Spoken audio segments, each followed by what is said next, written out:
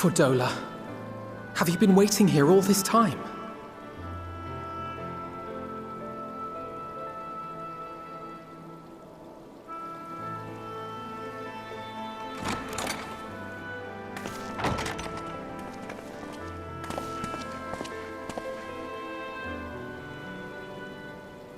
We have done what we can. The rest is up to him. May we see him? I do not think that wise. You must let him sleep.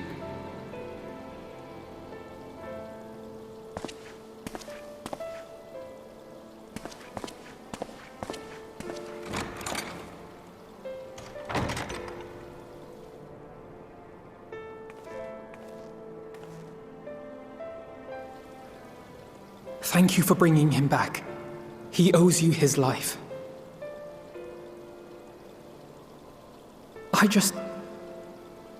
I just wish I had been there. Perhaps, I don't know, perhaps I could have... Could have what? Got tempered? Don't flatter yourself. You can't save everyone. No one can. Not even the warrior of bloody light. People die all the time, for no good reason. And those who take up the sword die quicker than most. If you're going to shed a tear every time a soldier falls on the battlefield, you'd best stay away. It's no place for the weak of heart. It may be that victory cannot be won without cost. But all life is precious, and I refuse to shrug at its loss.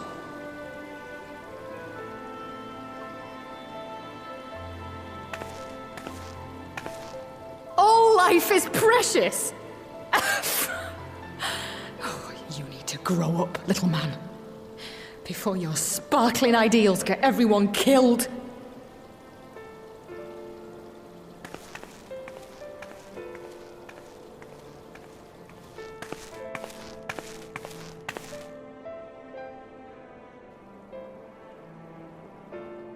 You're right. He is idealistic. But the world has more than its fair share of realists, like you and me. It's people like him who dare to dream that things could be better and make it happen against all the odds. They are the ones whose names live on forever. The heroes. The battlefield's littered with would-be heroes. At this rate, you lot'll be next. And what'll become of your precious dreams then? They'll be gone. Like dust on the wind.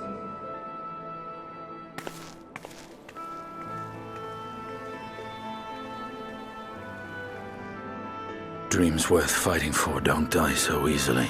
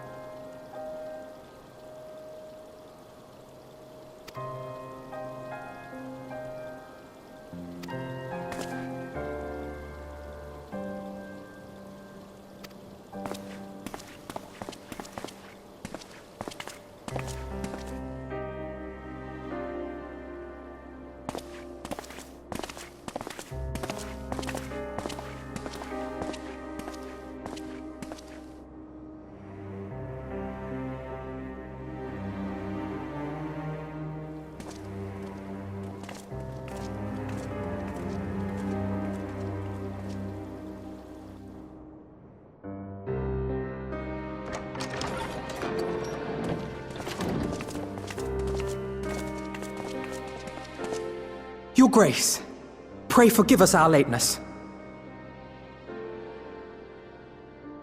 Think not of that. I understand a close comrade of yours was wounded in the line of duty. Arenvold. It was at the Alliance's behest that he risked all, and we are grieved to hear of his condition. Rest assured, he will receive the finest care our chirurgeons can provide. On that you have my word. Now, we would share with you the findings of the mission. Pippin, pray relate to our guests the details of Fordola's account.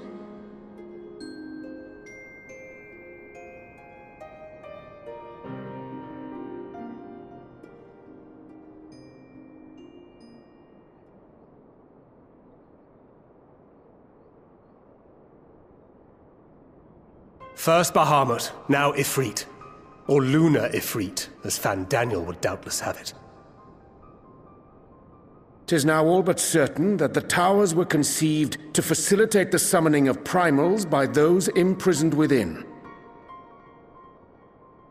Less certain is the means by which the Telophoroi constrain the wills of said entities to enact their designs in defiance of the pleas of their victims. Mayhap they do not.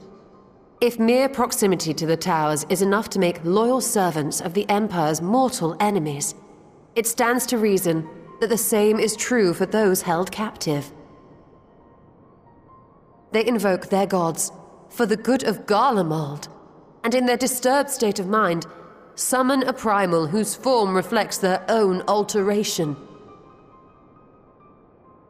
It all begins to make sense. Upon closer inspection, I realized that the towers bear a striking resemblance to a much larger structure which Urianger and I observed from afar during our visit to the Imperial capital. Assuming it too is capable of tempering those in its immediate vicinity, it would go some way to explain the swiftness with which the Telophoroi managed to rally so many Imperials to their cause.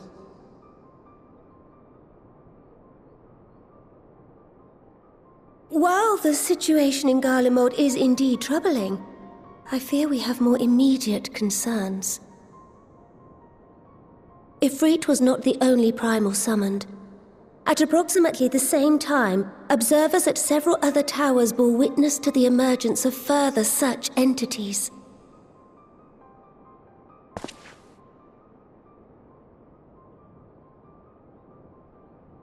For a blessing, none appear to wield aught approaching the destructive power of Bahamut, and the Grand Companies are moving to deal with the threat even as we speak.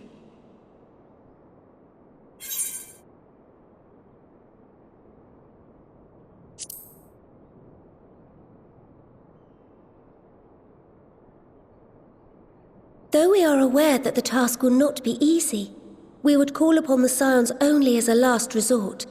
Pray, conserve your strength for now.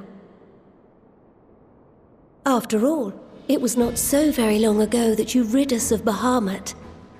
On which note, I am pleased to report that our talks with the Amalja have reached an agreeable conclusion. They have pledged their full support to our cause. It is our hope that this historic agreement will encourage other tribes to join us at the negotiating table. And I know that I speak for all of the Allied leaders when I say that we will welcome them with open arms at such time as they do. Of course, this was only made possible by the feats of heroism performed at Paglfan. Moreover, we shall not allow the sacrifices of those fallen in battle to have been made in vain. As hope leads to victory, shall victory lead to a new dawn for Eorzea. May these words ever be our guide, Your Grace.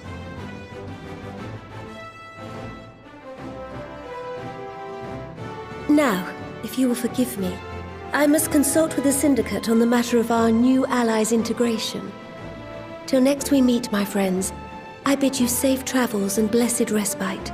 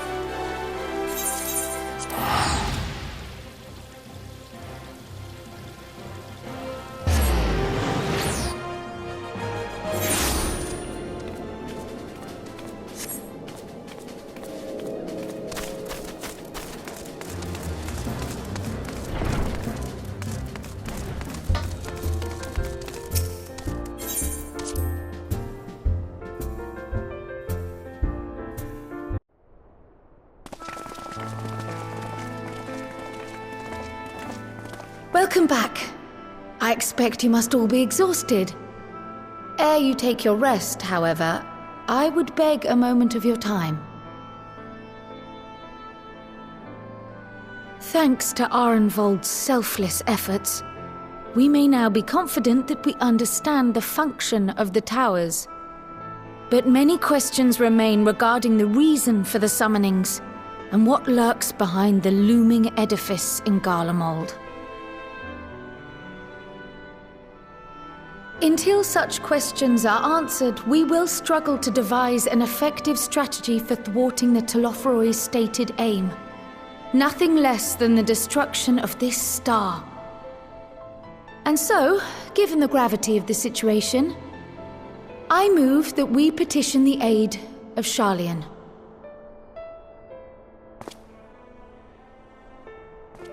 'Tis possible the ancient knowledge preserved within their archives may hide a clue to our enemy's methods. But given Sharlayan's established policy of non-intervention, our former colleagues are not like to aid us in its discovery. Oh, I well remember what they're like. The Forum's barefaced refusal to assist you in the days prior to the calamity must rank as Sharlayan's most shameful act since the Exodus. But were the final days to be reenacted, it would spell doom for us all. Surely even they cannot turn a blind eye to that. I trust we are all of the same mind on this matter. Urgent as it seemed, I took the liberty of petitioning the Alliance for leave to act as Eorzea's emissary, and have since received their blessing. I presume your role as a student of Baldessian will carry some weight with the Forum? One can but hope. If truth be told, our organization has been a shadow of its former self ever since the disappearance of the Isle of Val. But the name does still retain some degree of prestige. I only pray it will be enough. If there are no objections, I shall depart for Sharlayan at once. But before I do, I should also mention the other matter to which I would devote some time during my stay. After hearing what transpired in the first, I began to question the true nature of Hydaelyn's blessing, a topic I have discussed at some length with Y'shtola. We were wondering, when was the last time Hydaelyn spoke to you directly?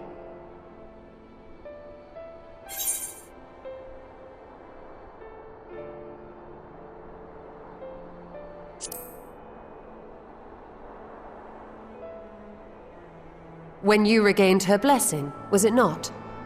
But never since. Not in all your time in the first, when you faced the Unsundered, the very heart of Zodiark. History shows us that Hydaelyn is able to awaken the echo in her chosen, convey her will directly, and grant the blessing of light. To our knowledge, however, she has not sought to intervene in man's affairs for some considerable time.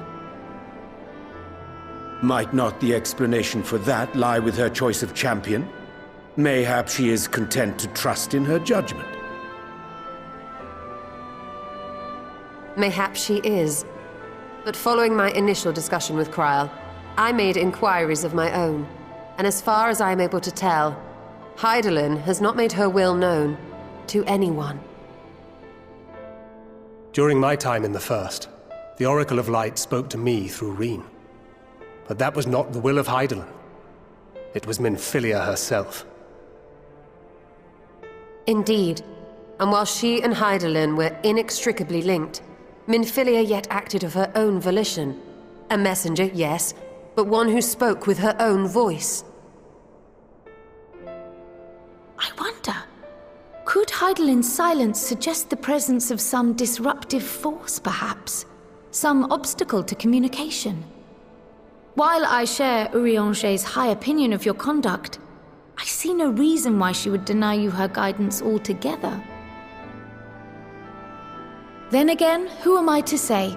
The fact is, we simply don't know. But if the explanation is to be found anywhere, I can think of worse places to look than the archives of Sharlayan, and their research on the Ethereal Sea in particular.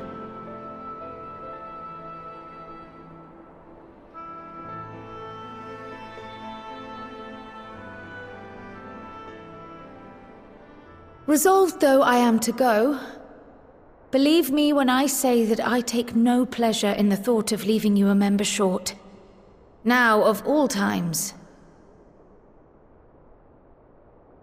Estinian, we stand on the eve of a struggle that will decide the fate of this star. One in which we Scions may play a telling part, yet we are but few in number. And so I must ask you again, will you join us?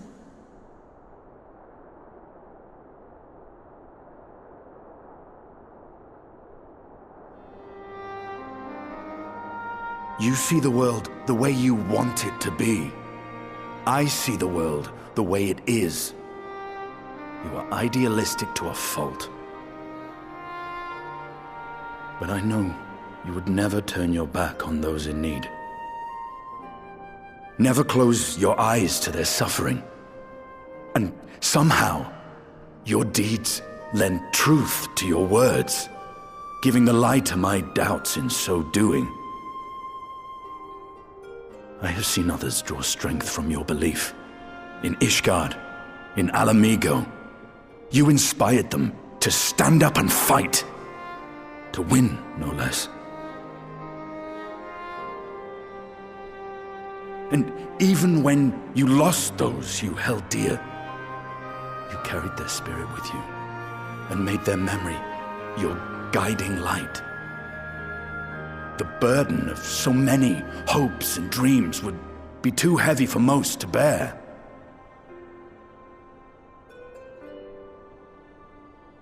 But you bear it willingly, as you have shown me. Some dreams are too important to let go. If you have need of my strength, it's yours. After all you've done, how could I refuse?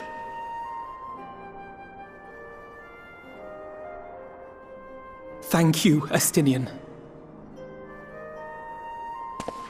Whatever challenges await us, I shall not falter. You have my word.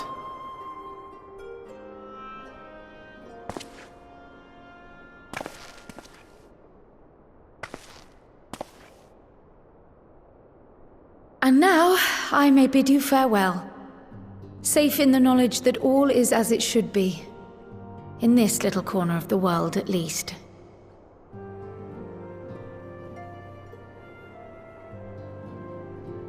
You will be sorely missed. Tread warily in Sharlayan, and do try not to let the Forum embroil you in their politics. A forlorn hope, I know, given the individuals involved. I shall do my very best. Farewell.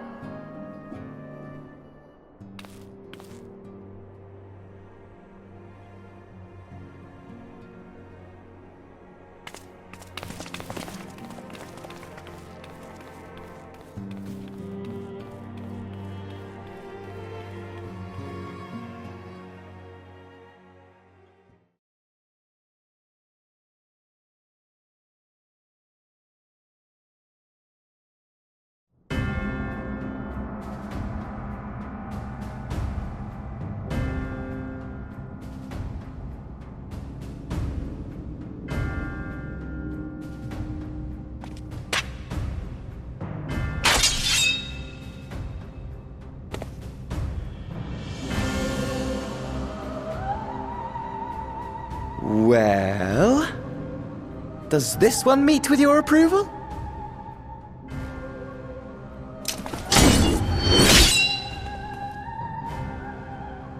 Apparently not. Or could it be that you're still upset about the dragons? You are unwise to remind me of so costly a failure.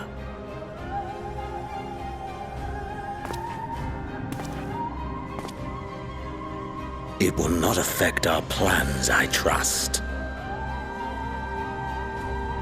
Oh, hardly at all. Though, admittedly, the chances of us being able to procure any more Mericidian dragons are rather slimmer following Tiamat's reappearance.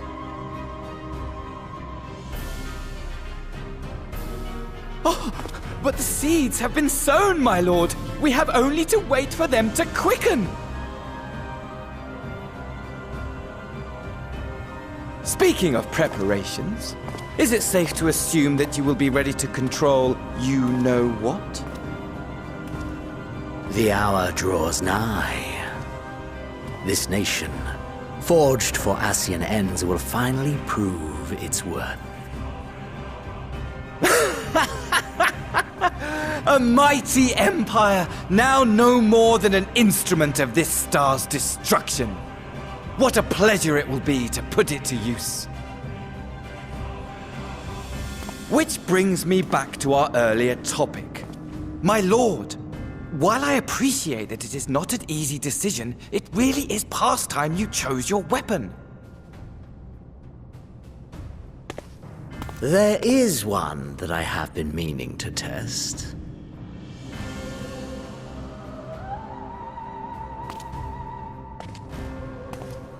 Well, well, not quite what I was expecting. Though I will say, it does seem rather